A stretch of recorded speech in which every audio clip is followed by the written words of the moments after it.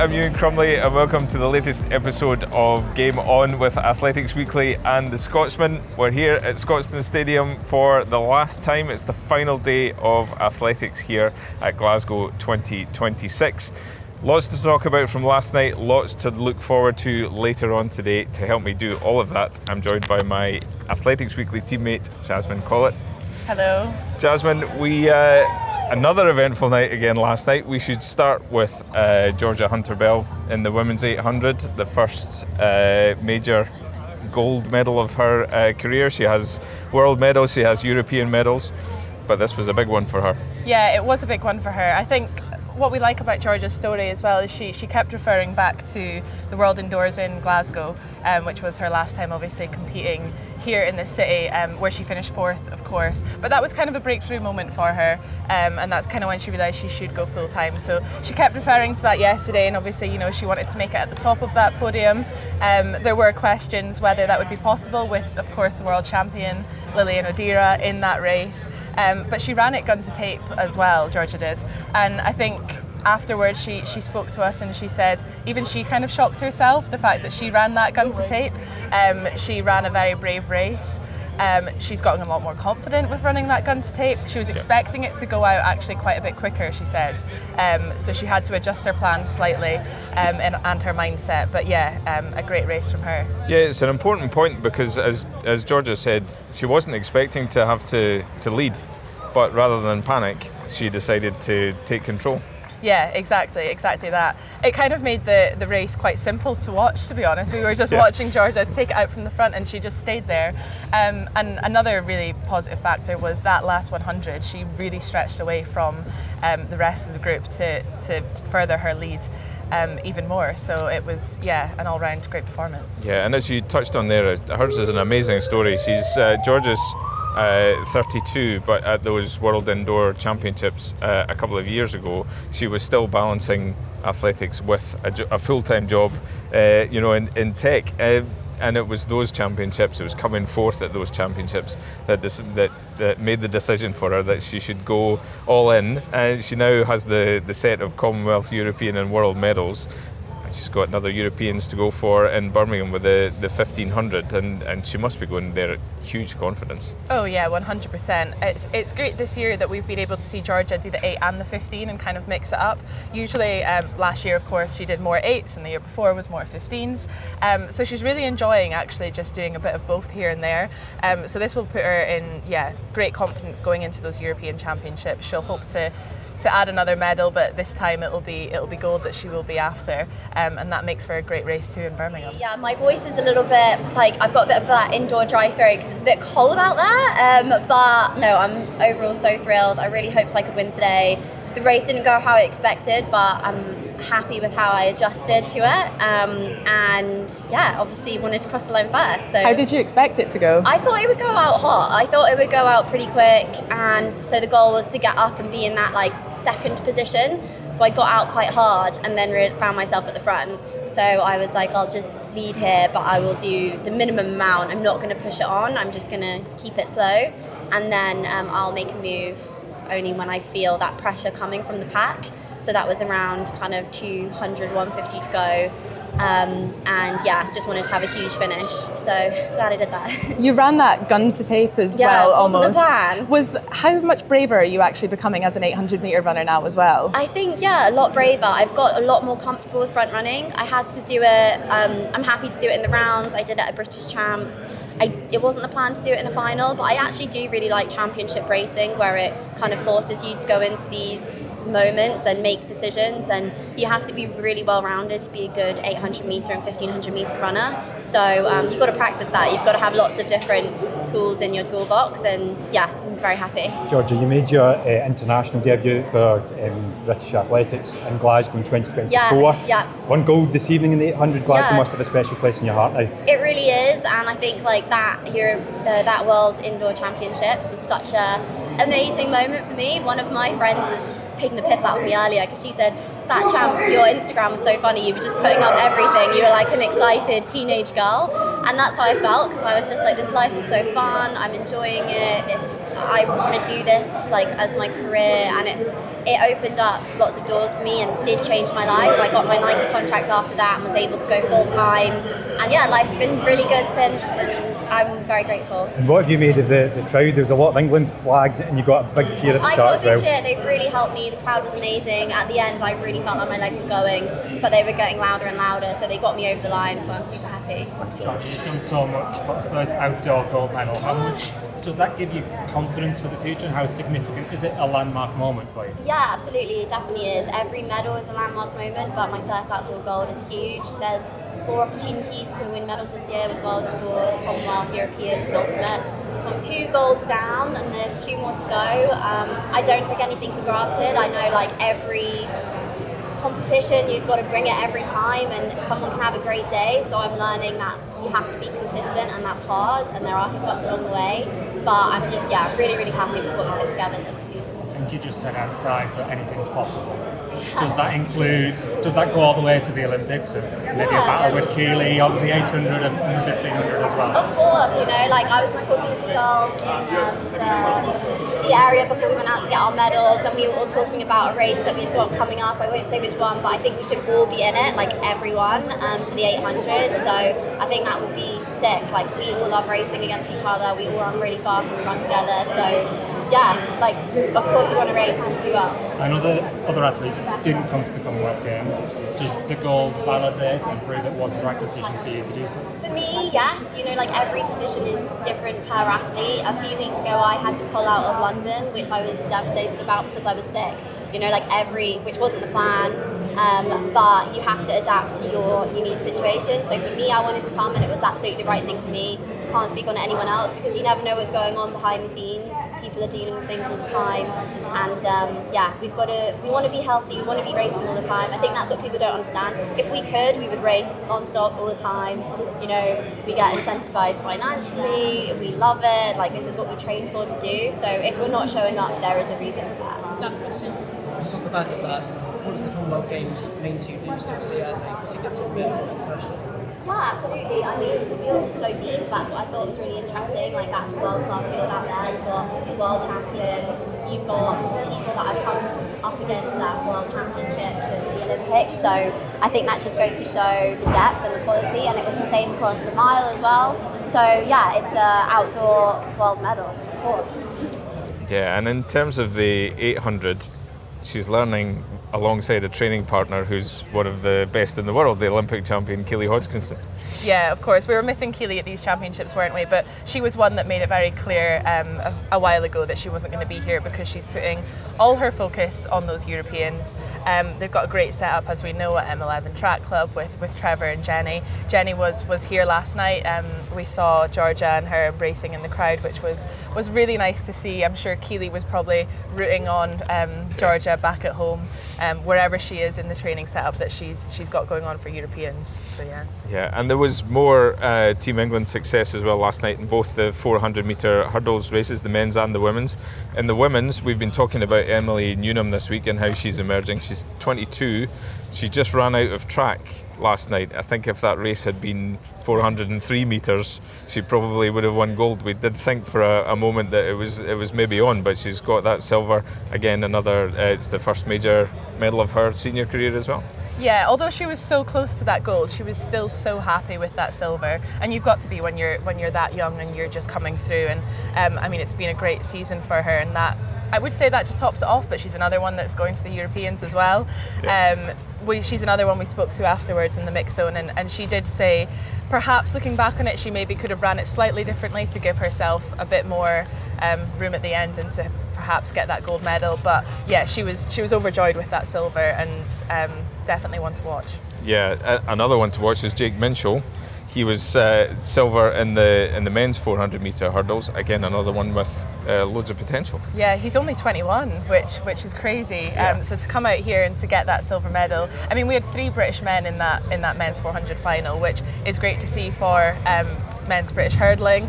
Unfortunately, the other two perhaps didn't have the performances that they may have wanted, but they still made that Commonwealth Games final. But yeah, Jake is one that he's been racing so much throughout the season. Like Emily, actually, the both of them have been here, there and everywhere. Consistency, as we were saying yesterday, is key, and they keep bumping their times down and down and down, and it's obviously paying off for the both of them. And Jake, again, Europeans, it puts them all in great form for it. Yeah, it's just surreal. I've been training for this every day, been seeing my competitors do it, and now just for me to do it, it's just, yeah, unbelievable. In terms of that race itself, talk us through it and the execution of it as well. Yeah, it was quite a windy, first bend and back straight. So I came into this knowing that I had the option to potentially do some 13s down the back straight if it was a massive tail, but it wasn't. It was massive headwind. So I knew that I could really work those 14s and going into the top bend. I was really confident with how I've been doing that this year. So yeah, when I saw us equal come past, I was like, right, just push again on the top bend, and I got to herd late, and I didn't see anyone else, so I was like, right, let's keep it like that. Crossed the line, I was like, blimey, second. So yeah, it was a pretty well executed race. Yeah. And doing that lap of honour at the end as well, was that kind of a pinch me moment? Yeah, it was. Just seeing my friends and family who have been supporting me for years now. Yeah, it was just quite a lovely moment, really. And you're obviously still quite young as well. You know, coming through the ranks, you're clearly past those ranks and near the top now. But in terms of being at an international level and competing against, these guys, how much experience does that give you as well? Yeah, huge amounts. Yeah, like you said, I'm still at uni, still in under 23s, so I'm still young. But I feel like I've got the temperament for it. And yeah, just running against people like Ezekiel, who's ranked third this year, only being half a second off, it's really just, given me a big confidence boost to show that I can be with those guys. So. And you're someone that we've seen race quite a lot this year. You seem to be here, there and everywhere, but how important is that for you as well to get that racing experience? Yeah, I just like racing, really. I feel like, especially for the hurdles, it's a really technical event, let alone just being a horrible event of lactic acid. So I really find myself, I can build off each race. So yeah, just doing this really helps me, and when it's the weather like this, I just like the chaos of it, so I like just bring it on. And there was 3 British guys actually in that final. British 400 metre hurdling seems to really be thriving at the moment, especially with you guys. What's your thoughts on that, to have 3 men there in the final, and also British champs, for example, another great race, but it seems to really be coming through? Yeah, it is. I'm probably the second, third best country depth-wise and 4 hurdles in the world, so yeah, I feel like when you have someone there, it just really pushes you on for success, really. And so when you're doing that at meets with, and my training partners as well, they're really pushing me on. So when you get to meets like this, you're just I feel like I'm ready for it, and to take on the world, really. Yeah, we had both the final of the men's and the women's 200 metres last night as well. Adija Hodge, she's only 20. We're talking about a lot of young athletes today. But she added the Commonwealth title to the NCAA title that she's won. We had Sinisifo Dembele, who won South Africa's first ever medal, let alone gold, in the men's 200 in the Commonwealth Games. And also in the field, we had javelin, Sri Lanka's Rumesh Tharanga Parthraj. Hope I've said that correctly. He's the world leader this year. He threw over 92 metres earlier this year, very nearly threw 90 metres into the wind last night. I know, I think we were all hoping for him to reach that 90 metres, but you can't ask for much more than that. He put on a great performance. The whole Glasgow crowd were really getting involved as well. It was actually really nice to see all the loud cheers and excitement over that men's javelin. I heard quite a few of the javelin guys actually saying that in the mix zone, that they felt like it was really, really loved that night, and I think that performance that he put on, just made that. Yeah, it wasn't easy for them. There's, as you can see here, it's windy. It's been windy here all week. They're throwing it into the wind, and people like Neeraj Chopra of India, who's the former Olympic champion, he took silver last night. You could see the cold as well was starting to get to a few of the athletes. It's there's so much of a sort of a mental game around dealing with what's in front of you as well. Yeah, a lot of those athletes will not be used to this Scottish weather, other than the Scots and perhaps the rest of the Brits as well. So it is a full mental game. We've seen, for the example, the women's high jump a few days ago, that was postponed, and that was a mental game for them as well, having to go away and come back. Especially when it comes to things like the javelin, your hands are getting cold, you're getting aches and pains, and your bones are getting cold. So yeah, it's quite a battle here in Scotstoun at the minute. Yeah. So on to tonight. The one that everyone's looking forward to is the men's mile. We have a world record holder in Josh Kerr. We have a former world champion in Jake Whiteman, both running for Scotland. But we also have Cameron Myers, who has been pulling up trees this year. So it's set up beautifully. We spoke to Jake Whiteman and Josh the other day after the heat. Jake was referring to Cam Myers as the future of the sport, potentially someone who could be the greatest of all time. So we have a young pretender against two established stars, and that's just three we could mention. There's a whole raft of others we could mention. So it's we've said this earlier in the week as well, it's set up so well. Oh, it is, and as we have no idea what's going to happen, and that's the beauty of this sport, isn't it? We're listing those three there, but it could perhaps be someone else that comes through and takes that medal. But yeah, we're speaking about athletes, young athletes who are really coming through. Cam Myers is one that's already at the top. I think we're all quite excited to see what he can perform against those Scots. One thing I liked what Jake had said the other day in the mix zone is he actually is feeling like he's coming into the championships with no pressure on his back. Josh has just broke that mile record. Of course, everyone's watching him. The last Commonwealth Games that Jake did was, of course, in Birmingham, just very shortly after he had won his world title. So it's a bit of a different setup for him this time round. He's really enjoying just going into it, enjoying here, enjoying being at Scotstoun. Both Jake and Josh have raced here before in their youth. So yeah, I think we're all really excited for it. Yeah, Jake Whiteman is someone who always comes into, or likes to come into, a championships sort of quietly without any sort of fanfare. He's been running really, really well. He did sit out the London Diamond League, but that was more of a precaution after running an incredibly fast 1,000 metres in Monaco. So again, he's coming quietly. He's a championship performer. He knows how to deal with these situations. So the other intriguing part is whether or not someone's going to go flat out from the start, or whether it's going to be a cagey tactical race, and we'll see if it's going to be a burn up for the last 200 metres. Yeah, exactly. That's what makes it exciting, especially with Josh having just broke that world record. Of course, if it goes out very quickly, that will probably suit him the most, considering he is now the world record holder. But all the guys in the field will know that. They'll know what his strengths are, and they'll know what Jake's and Cam Myers' strengths are, so I think everyone's probably going to go into it with a bit of a different race plan, so it makes it a really good setup to see how actually it's going to play out. Yeah, we've also got the Australian 1500 metre Commonwealth champion Ollie Hoare's in the field. Timothy Cheruiyot of Kenya, he's a former world champion. We've also got Jake Hayward of Wales, who is coming back really strongly after being out for a long time with Achilles problems. So there's so many great ingredients for that.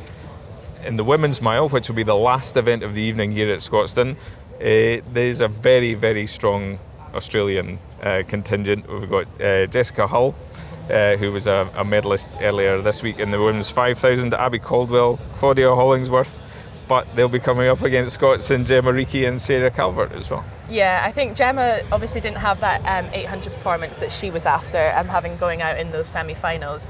So similar to Megan Keith, actually, who didn't perhaps perform as she wanted to in the 10,000 and went into the 5,000 with a completely different mindset. Hopefully Gemma has kind of watched that happen and perhaps using that to her strengths and going into it slightly differently too, because she will want success here in Scotland.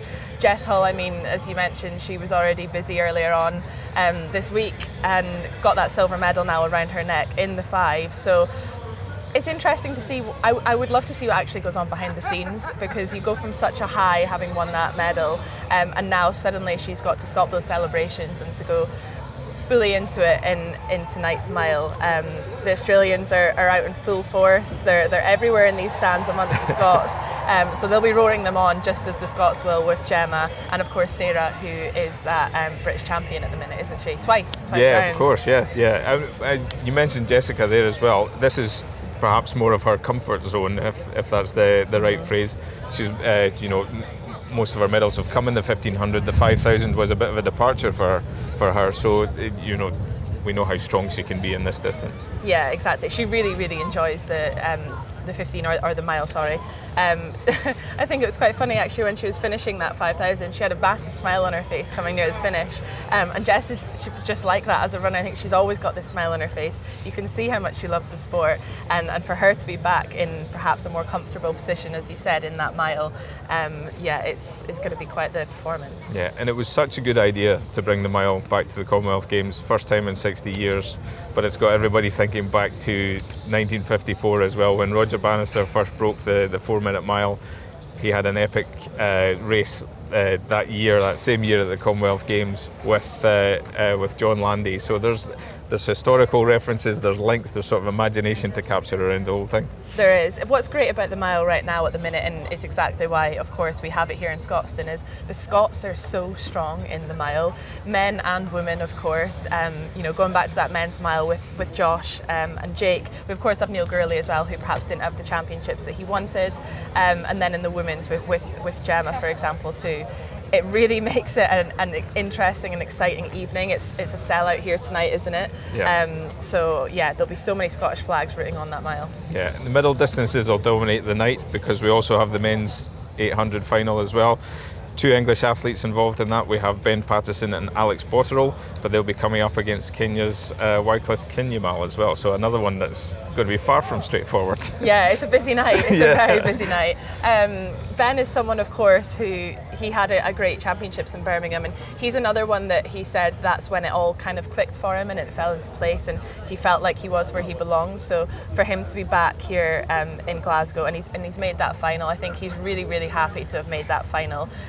He's someone that we never quite know what to expect with how he's going to run it. Yep. So we'll all be watching how he does run it, and he'll be hoping to challenge those guys that he's up against. And of course Alex as well, the British champ, isn't he? So yeah, he'll be enjoying the experience just as much, but he'll be hoping to also get some success from it too. Yeah, we're hoping tonight is a bit drier than the last time we saw Andy Butchart on a track on Tuesday night in the rain. He's running in the men's 5,000 metre final, as is Northern Ireland's Nick Grigg. So that'll be another good one for the crowd to get right behind. Yeah, I know I keep going back to Megan, but it's such a story with Megan Keith. From that disappointment in the 10,000 and then going into the 5, and Andy will be having a very similar situation where he didn't quite perform the other day how he wanted to, but he will hopefully have turned his mindset around and will be going out here in Scotstoun to perform. Yeah, we've also got the 4x1 100 metre relays tonight. We've got the mixed 4x4 100 metre relays tonight, which is the first time that's going to have appeared in the Commonwealth Games as well. In the field, we'll be paying close attention to the women's long jump. Jasmine Sawyers of England was jumping really well yesterday. Yeah, she looked really strong. She's again someone that's come through quite a spell of injury over the last few years, and yeah, to be here at Commonwealth Games, she'll be hoping to kind of make her mark again and to get back on top of that podium. We've got Molly Palmer as well from England, who is another young one who's coming through, so that's a great experience for her as well. Yeah, and also worth looking out for Melanie Woods of Scotland, who'll be in action yet again. She's running. She's taking part in the T54 women's 400 metre final, having won the restaged women's T54 1500 metre final. That's it from Game On, from the Commonwealth Games. Thank you very much for joining us, and you can keep up to date with everything we've been talking about as it happens through thescotsman.com and athleticsweekly.com. Thank you for joining us.